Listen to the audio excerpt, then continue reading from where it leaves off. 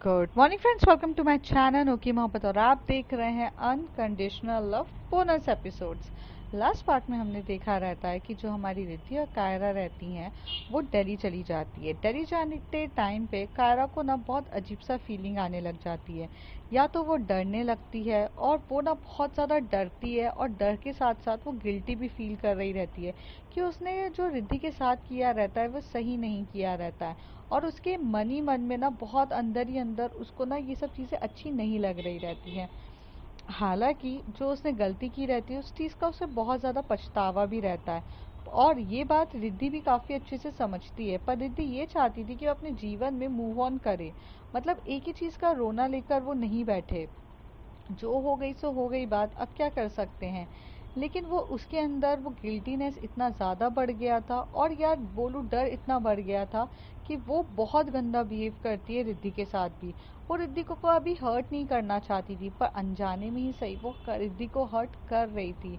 और जिस तरीके से वो उसने इंटीमेट हुई रहती है उसके साथ, वो भी बहुत गलत तरीका होता है, क्योंकि वो अपना गुस्सा अपनी हर एक चीज़ उसके साथ करती है, पर उसमें भी रिद्धि उसके साथ कोई गलत व्यवहार नहीं करती है। उसे बहुत अच्छे से समझाती है। और फिर वो रात को काफ़ी घूमने फिरने जाते हैं और फिर उसके बाद वो सुबह मॉर्निंग में होती है। अब उसके आगे सुबह मॉर्निंग का टाइम रहता है जहाँ पर रिद्धि उठती है और रिद्धि उठते से ही जाती है और वो वहाँ पर ना अपनी ड्रेस लेने के लिए चली जाती है। तो यहाँ पर जो कायरा होती है वो उठती है और उठकर बोलती है कि रिद्धि आप कहाँ हो। तो रिद्धि बोलती है मैं वॉशरूम में हूँ, मैं ज़रा एक मिनट बात करके आती हूँ। वो बात करके आती है और वहाँ पर वो ड्रेस पहन रही रहती है। तभी वो कहती है कि आप ये ड्रेस क्यों पहन रहे हो। तो वो कहती है कि आप जीन्स पहन के जाओगे क्या। तो वो कहती है कि नहीं, मैं जीन्स पहन के तो अभी नहीं जा रही हूँ। मतलब जब एनोकेशन होगा तब मैं साड़ी पहनूंगी। और साड़ी एक्चुअल में मेरी साड़ी वहीं से वो लोग मुझे देंगे। और उनका वो जो फंक्शन का है, कुछ कल्चर्स वगैरह हो रहे हैं, वो साड़ी जो देंगे मुझे वही पहननी है। बट एट प्रेजेंट मुझे अभी तुम्हारे साथ तुम्हारे कॉलेज चलना है, तो I think jeans will be fine. और टॉप सही नहीं है क्या, तुम क्या चाहती हो मैं सूट पहनूं। तो कहती नहीं नहीं, आप टॉप पहनिए, मुझे क्या प्रॉब्लम है। अच्छा, मैं भी जल्दी से तैयार हो जाती हूँ। कायरा जैसी ये बोलती तो रिद्धि बोलती कि हाँ तुम तैयार हो जाओ। रिद्धि यहाँ पर बैठ के कुछ सर्च कर रही रहती है, रिसर्च कर रही रहती है चीज़ों को, उसको पढ़ना बहुत अच्छा लगता है। तो वो नए जो इनोवेशन होने वाला रहता है उसके बारे में पढ़ रही रहती है, क्या है न्यू न्यू चीज़ें, क्या एड ऑन हुई है, वो सब चीज़ें पढ़ रही रहती है। इतनी देर में जो कायरा होती है 15-20 मिनट में वो तैयार हो जाते हैं और ये लोग कॉलेज की तरफ निकल जाते हैं। जैसे ये लोग कॉलेज की तरफ होते हैं तो जो हमारी कायरा रहती है उसकी बॉडी जो रहती है वो थोड़ी थोड़ी हल्की शिवर कर रही रहती है, मतलब उसे एनजाइटी हो रही रहती है। तभी जो कायरा रहती है वो उसका हाथ को रब करती है। रिद्धि जो रहती है वो कायरा के हाथ को रब करती है और रब करते हुए बोलती काम डाउन। तो कहती है कि हाँ मैं नॉर्मल हूँ। तो कहती है कि "अ, अ, रिद्धि वो एनजाइटी वाली टैबलेट्स दे दोगी क्या तुम मुझे। तभी रिद्धि उसके प्यास आती है, उसे साइड से उसे हक करते हुए बोलती है ज़रूरत नहीं है तुम्हें एनजाइटी की टैबलेट की, और तुम्हें कुछ ऐसा हुआ ही नहीं है, ठीक है, तो ज़रूरत नहीं है, अभी चलो अंदर। फिर जैसे ही वो कॉलेज पहुंच जाते हैं, कॉलेज के मेन डोर के बाहर वो खड़ी रहती है। तभी रिद्धि बोलती है कि चले कायरा। तो कायरा को वो सारे मोमेंट्स याद आते हैं कि किस तरीके से वो एक हैपनिंग लड़की बनकर इस कॉलेज में एडमिशन लिया था उसने। फिर उसकी ज़िंदगी किस तरीके से चेंज हो गई और क्या सोच कर गई थी और क्या उसके साथ हो रहा था, सब फ्लैशबैक की तरीके से उसके साथ चल रहा था। और वो चलते हुए जा ही रही थी, जा ही रही थी। तभी उसकी एकदम से टक्कर हो जाती है एक जन से। तो वो उसे बोलती है आई एम रियली सॉरी। और वो भी बंदा बोलता है इट्स ओके। तो वो कहता है अरे तुम तो कायरा हो ना। तो वो बोलती है कि तभी रिद्धि भी वहाँ उसके सामने खड़ी रहती है। पर रिद्धि कुछ नहीं रिएक्ट करती है। तो वो कहती है कि हाँ तुम कौन। तो कहते हैं अरे तुम तो मोहिनी की फ्रेंड हो ना। अरे हाँ, तुम्हें याद नहीं है क्या कि पहले तुम्हें चोट लग गई थी तो फिर वो इंजेक्शन लगवाने के लिए हम गए थे। अरे मैं वही दोस्त हूँ तुम्हारा, तुम्हें याद नहीं है क्या, क्या हो गया है तुम्हें। तो वो कहती है कि नहीं नहीं कुछ नहीं, हाँ हाँ हाँ, मैं तुम्हें जानती हूँ। तो कहता है अरे कायरा तुझे हुआ क्या है यार, मतलब why you behaving so strange. पता नहीं तुम दोनों में हुआ क्या है, वो मोहिनी भी आजकल बहुत स्ट्रेंज बिहेव करती है, तुम भी स्ट्रेंज बिहेव करते हो, क्या तुम दोनों कैसे हो गए हो। अच्छा छोड़ो, मुझे थोड़ा सा ज़रूरी लाइब्रेरी जाना है, मैं तुमसे बाद में कैच करता हूँ। ऐसे बोलकर वो चला जाता है। तो कायरा जैसी मोहिनी का नाम सुनती है कि वो भी अजीब हो गई, तो उसे और मतलब अंदर से थोड़ा सा अजीब सा फील होने लगता है।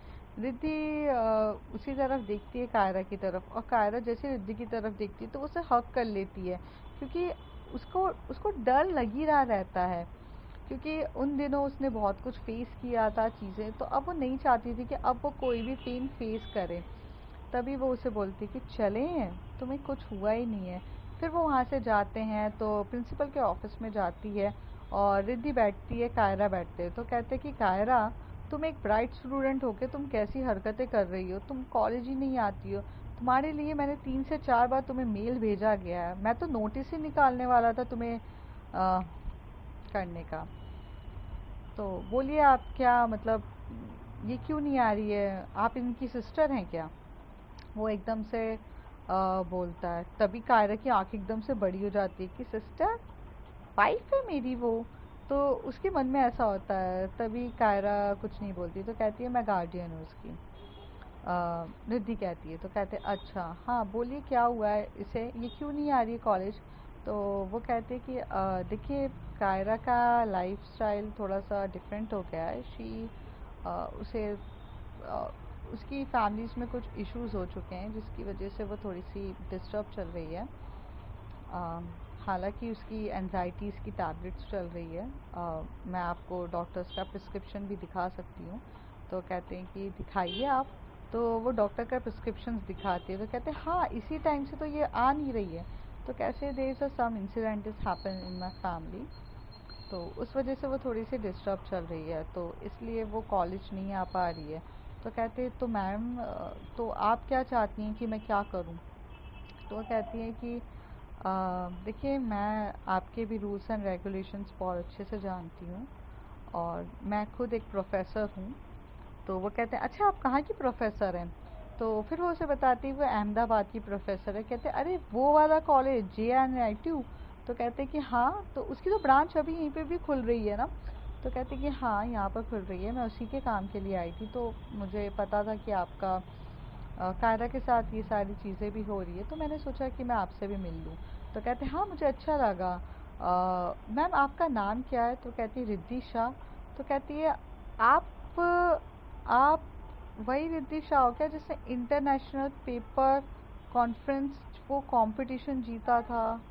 तो वो कहती है कि हाँ हाँ आप वही हैं। तो कहते हैं कि हाँ शायद मेरी आपके साथ पहले कभी कॉल पे बात हो चुकी है।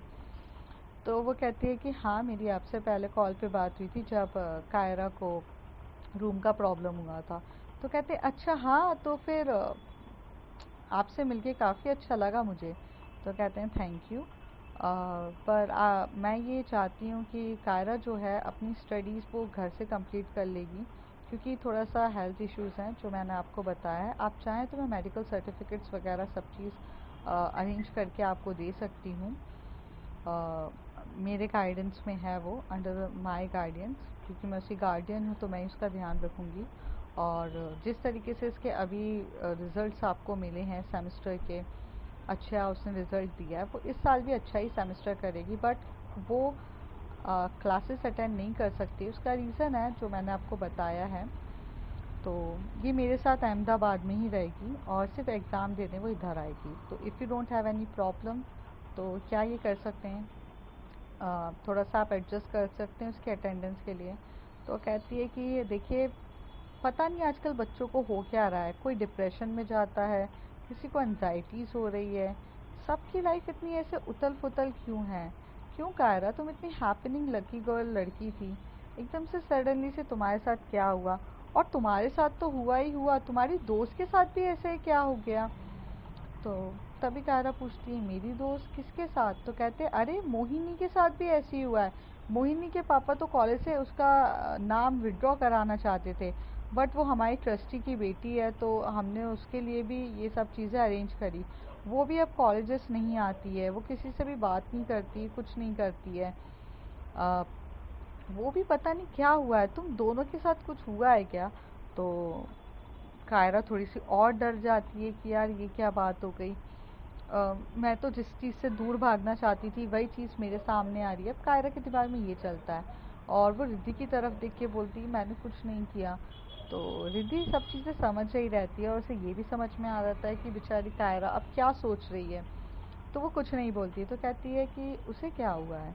तो वो कहती है कि पता नहीं हमें, बट हाँ, हम पार्शलिटी नहीं कर सकते हैं। उसकी भी हेल्थ इश्यूज़ काफ़ी ज़्यादा चल रही है, इस वजह से मैंने भी उसे घर से पढ़ने के लिए दिया है, वो भी सिर्फ एग्ज़ाम देने ही आएगी। और कायरा चाहे तो वो भी एग्ज़ाम देने ही आ सकती है। तो कहती है थैंक यू सो मच। फिर वो कायरा को बोलती है कि क्या तुम बाहर जा सकती हो कायरा? तुम थोड़ी देर बाहर बैठो, मुझे सर से कुछ ज़रूरी बात करनी है। तो कायरा बोलती है रिद्धि, तो वो बोलती है कि कायरा मैंने बोला ना आप प्लीज़ थोड़ा। तो कायरा कभी रिद्धि की बात ज़्यादा काट नहीं सकती थी, तो वो चुपचाप बाहर चली जाती है। तभी वो प्रिंसिपल और वो दोनों कुछ ज़रूरी बातें करते हैं और करीब 10 मिनट के बाद रिद्धि भी वहाँ से बाहर निकलती है। फिर वो कायरा का हाथ पकड़ती है और उसे लेकर जाती है। और कायरा के मन में बहुत सारे सवाल उठ चुके रहते हैं कि मोहिनी के साथ हुआ है क्या, क्योंकि थोड़ा ही वक्त अगर आप किसी के साथ बिताओ तो भी आपको उस इंसान से लगाव हो जाता है। और उस इंसान के साथ लगाव तब होता है जब आप भी कहीं ना कहीं उस इंसान से प्यार करने लगते हो। कायरा ज़्यादा प्यार तो रिद्धि से ही करती थी क्योंकि रिद्धि उसकी मोहब्बत थी और रिद्धि से ही उसका प्यार था। लेकिन कुछ पल के लिए ही सही, पर उसने मोहिनी के साथ तो प्यार किया था ना। और अगर आप प्यार छोड़ो तो एक दोस्ती भी तो थी ना। दोस्ती के खातिर ही उसे थोड़ा सा तो अवेयरनेस हो रही थी कि मोहिनी को क्या हुआ है और मोहिनी ऐसे कहाँ चली गई है। बहुत सारे सवाल उसके मन में थे, लेकिन वो उसकी हिम्मत नहीं थी वो किसी से पूछ सके। तो वो चुपचाप रहती है और कहती है कि कायरा, कायरा। तो कायरा बोलती है हाँ रिद्धि, सॉरी मैं कहीं खो सी गई थी। तो कहती कोई बात नहीं, मैं ये बोल रही थी कि वो मान गए तो तुम एग्ज़ाम देने आ सकती हो, तो बाकी सारी चीज़ें तो मैं तुम्हें पढ़ा दूंगी। तो कहती है कि हाँ चलेगा, ये बोलती है। तभी वो बोलती है कि हमें इनॉग्रेशन में जाना है ना। तो कहती है कि हाँ इनॉग्रेशन में जाना है। तो इनॉग्रेशन के लिए ये लोग यहाँ से निकल चुके रहते हैं। रिद्धि जो रहती है वहाँ जाती है तो कायरा भी उसके साथ जाती है। तो कायरा थोड़ा सा नॉर्मल हो जाती है क्योंकि वो अब ये सोचती है कि अब किस बारे में मैं कितना सोचूं। कायरा ये सोचती है कि अब ये बात सही है कि मुझे रिद्धि की खुशी में भी खुश होना चाहिए। वो अगर खुश है तो मुझे उसकी खुशी में शामिल होना चाहिए। और वो अभी देखो कितना हंसते हुए मुस्कुराते हुए जा रही हैं। तभी रिद्धि बोलती है कि रुको मैं ज़रा साड़ी पहन कर आती हूँ। तो कायरा बोलती है मैं पहना दूँ? तो कायरा की तरफ रिद्धि देख के बोलती है तुम्हें साड़ी पहनानी आती है? तो कहती है उतारनी बहुत अच्छे से आती है। तभी रिद्धि बोलती है यहाँ नॉटीनेस नहीं दिखानी है। तो कहती है कि क्या करूँ, आपको दिख कर आई जाती है। "अ, चलो ना मैं भी चलती हूँ। तो ऐसे कह के वो लोग जो ग्रीन रूम होता है वहाँ चले जाते हैं ड्रेस चेंज करने के लिए। वहाँ पर वो ड्रेस चेंज कर रही रहती है तो कायरा बस देखे जा रही रहती है। तो कायरा को बोलती है कि तुम अपने आँखों में पट्टी तो मतलब कवर योर आईज, तो मैं तब जाके अपना टॉप तो रिमूव करूँ। तो कहती अच्छा बेबी, हर वक्त तो तुम्हें ज़रूरत नहीं पड़ती ना। तो कहती मैंने तुम्हारे सामने कभी अपने कपड़े चेंज नहीं करे हैं। ये बात सही है कि कभी आपने मेरे सामने अपने कपड़े चेंज नहीं करे। वो बात अलग है कि आपने मेरे सामने नहा लिया है, और नहाते टाइम तो कपड़े रिमूव ही होते हैं ना रिद्धि, कैसी बात कर रही हो आप?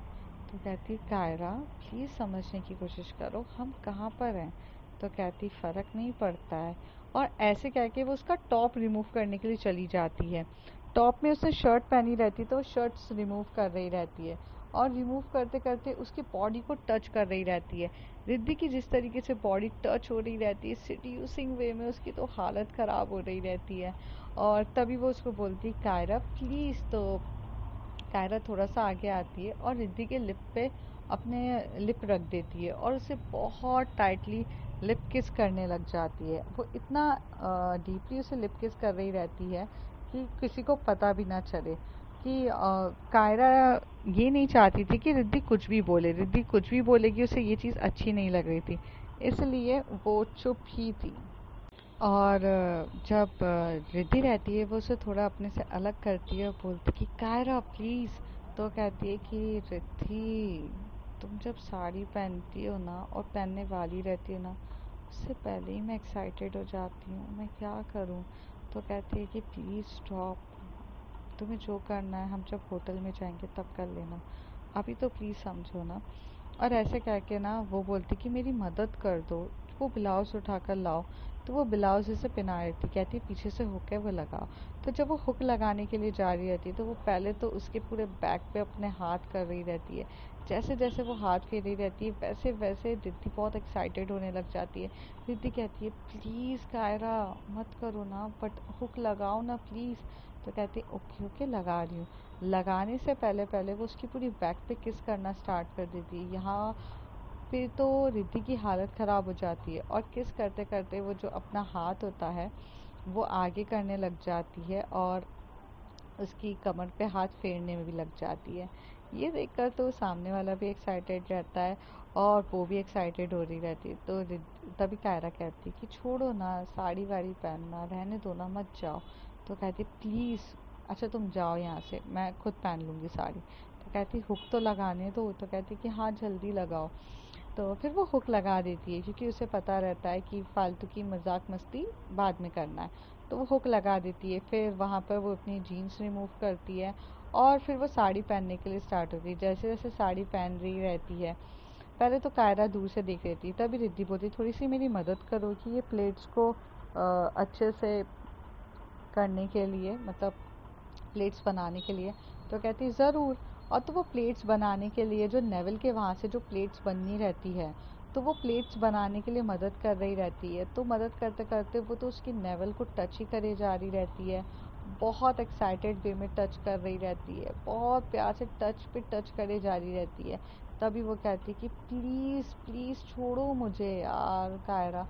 तो कहती है कि कैसे छोड़ दूँ, अब तो ज़िंदगी भर मुझे ही झेलना है आपको।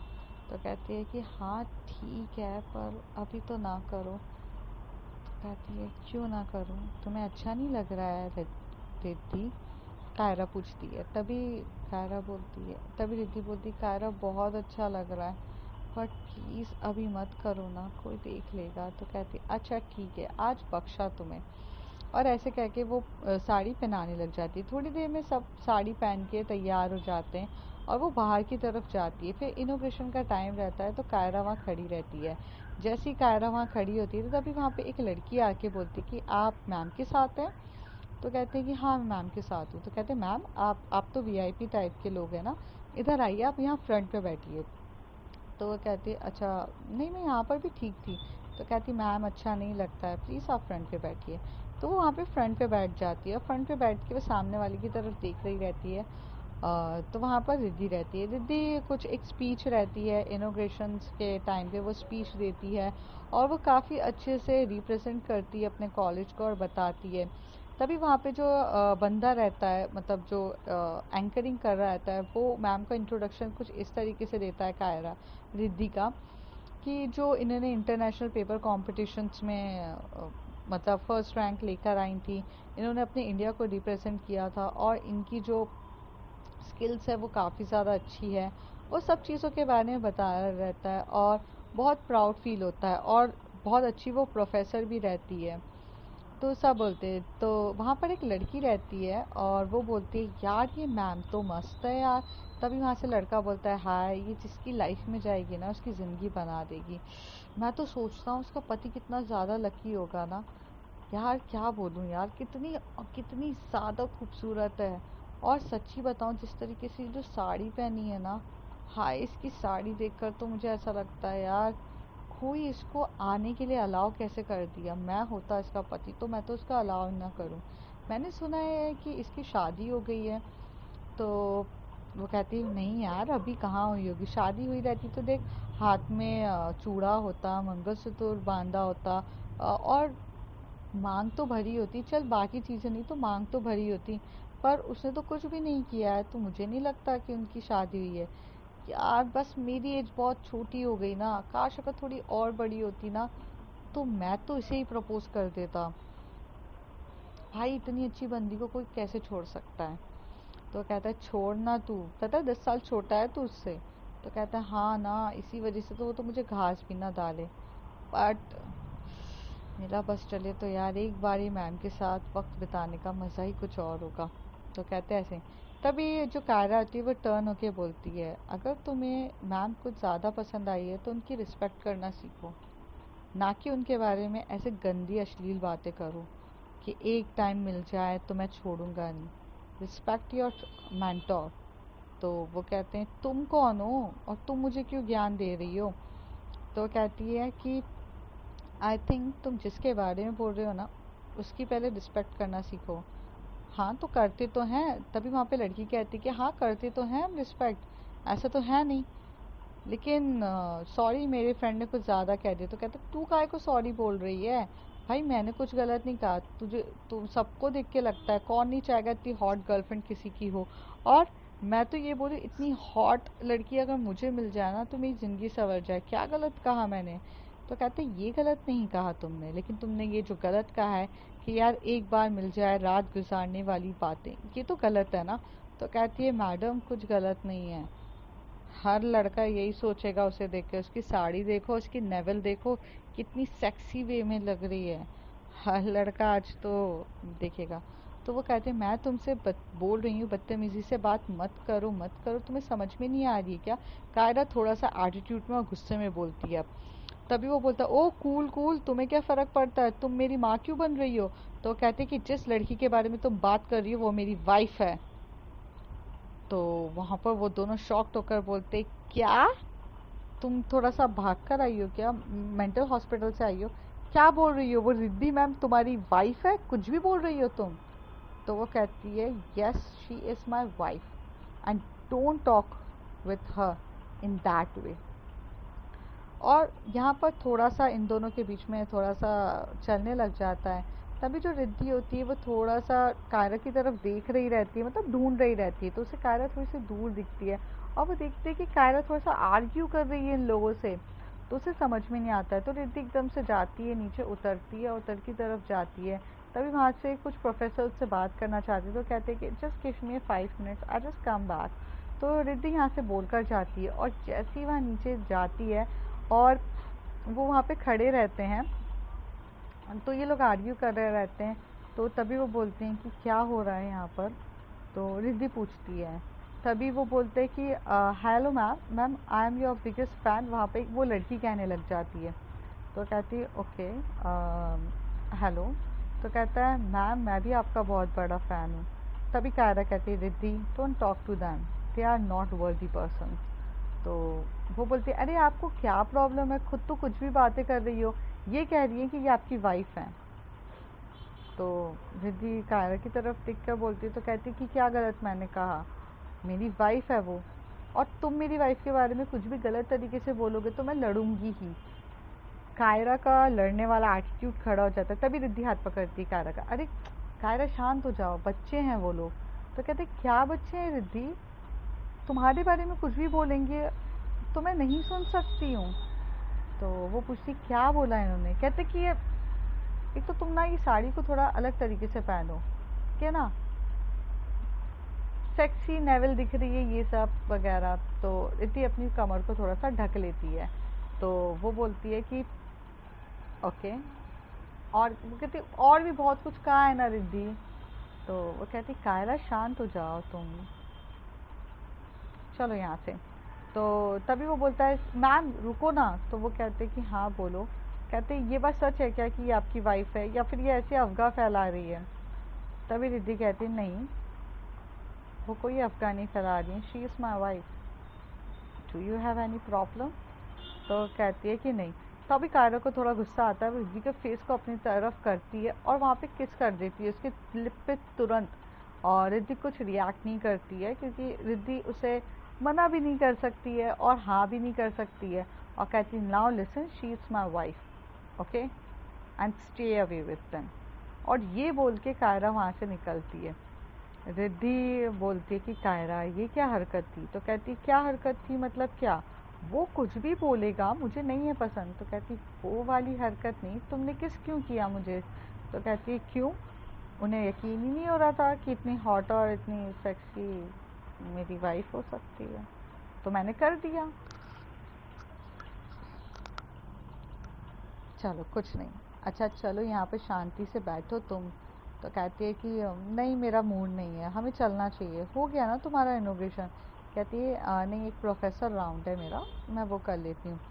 तभी कायरा वहाँ जाकर बैठी रहती है और कायरा की नज़र सिर्फ रिद्धि पे रहती है। तो वहाँ पर जो लड़के लोग बैठे रहते हैं वो पर बोलते हैं ना कि अगर आप स्कूल में हो या अगर आप कॉलेज में हो तो छोटी सी बात बहुत जल्दी तेज़ी से ऐसे एकदम से फैल रही रहती है। तो सारी चीज़ें एकदम से फैलने लगती है कि सब लोग एक दूसरे को बोलने लगते हैं कि वो रिद्धि मैम इज़ लेस्बियन और उनकी वो वाइफ है, ये वो ऐसा करके हर जगह वो चीज़ें फैलने लग जाती है, बहुत तेज़ी से फैलने लगती है। तो तभी एक प्रोफेसर राउंड होता है जहाँ पे सब प्रोफेसर आकर बोलते हैं और वो अपने स्टूडेंट से मतलब बातें कर रहे रहते हैं कि कोई भी वहाँ पब्लिक से वो खड़ा होकर बच्चा उससे सवाल पूछ सकता है। जब रिद्धि आती है तो वहाँ पर एक लड़का खड़ा होता है और वो ऐसे बोलता है मैम मुझे आपसे सवाल पूछना है। तो वो कहती है कि हाँ। अब रिद्धि की तो बेस्ट थिंग इकोनॉमिक्स में रहती है, तो वो पूछती है कि हाँ आप इकोनॉमिक्स से रिलेटेड पूछ सकते हो क्योंकि उसकी स्पेशलाइजेशन इकोनॉमिक्स में होती है। लेकिन वो बंदा इकोनॉमिक्स के बारे में पूछने के बदले वो उससे बोलता है कि मैम मेरा एक सवाल है। तो वो बोलती है कि हाँ बोलो ना। तो वो बोलती है कि एक्चुअली मेरा नहीं सब लोगों का एक ही सवाल है। तो कहती है कि हाँ आपकी वाइफ है ये कायरा, ये लड़की आपकी वाइफ है, आर यू मैरिड? तो रिद्धि एकदम से शॉक्ड हो जाती है कि ये कैसा सवाल था। तो वो कहती है कि सॉरी। तो वो कहती है कि नहीं नहीं sir ma'am are you lesbian?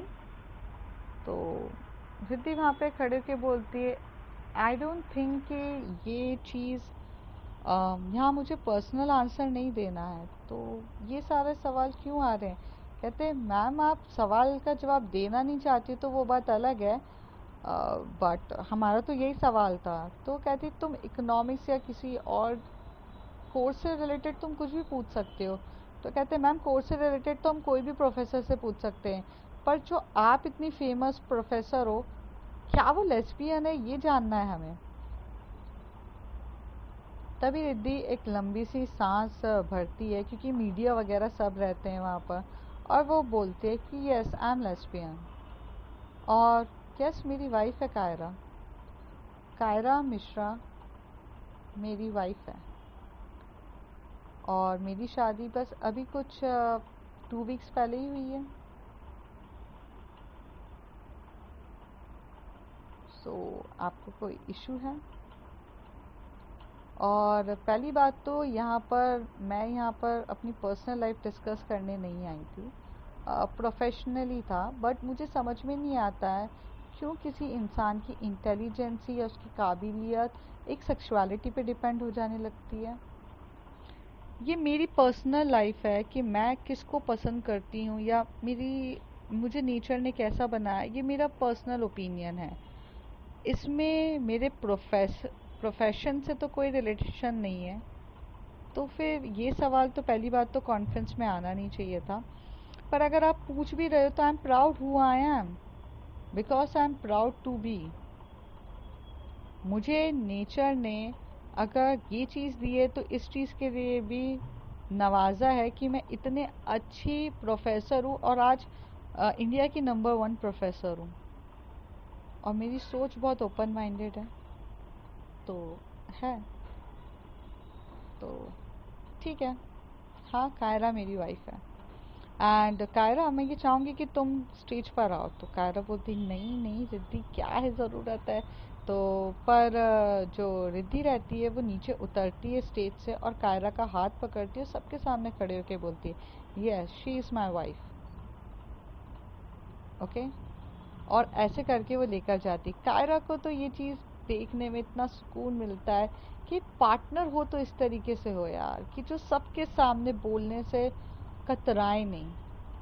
और रिद्धि का तो यही मानना था कि जब प्यार किया तो डरना क्या। और कुछ गलत तो किया नहीं है ना। अब नेचर ने हमें ऐसा बनाया है, उसके लिए हम कुछ कर तो नहीं सकते हैं। लेकिन ये बात भी तो सच है, हम प्यार भी तो बहुत करते हैं। और जो हो आप उसे एक्सेप्ट करो। सेक्सुअलिटी हो, जो चीज़ हो ओपनली कहो, घुट घुट के ना मरो। ये रिद्धि ने सबको समझाया रहता है। वहाँ के बच्चे बहुत शॉक्ड होते हैं। बच्चे लोगों का तो ऐसा था कि वो पुलिंग ऑफ लेग करेंगे प्रोफेसर का, लेकिन रिद्धि उन्हें अलाउ ही नहीं करती, क्योंकि रिद्धि तो हमेशा से किक एस रहती है, कि टिक फॉर टैग देने वाली। और उसका एटीट्यूड पहले से ही बहुत स्ट्रांग था, क्योंकि उससे कोई बदतमीजी या बात करने से पहले भी 100 बार सोचता था। तो अभी भी कोई बच्चा उसके साथ बदतमीजी नहीं कर पाया। और वहाँ पर जब वो अपने कायरा का हाथ पकड़ती है, बहुत अच्छे से वहाँ से लेकर जा रही रहती है, तभी सारे बच्चे उसके लिए क्लैपिंग कर रहे रहते हैं कि वो हो प्रोफेसर जिसने इस तरीके से एक्सेप्ट किया। तो अब फ्रेंड्स देखते हैं आगे क्या होता है, अब जानेंगे अगले कुछ एपिसोड्स में। तब तक के लिए बाय बाय, टेक केयर।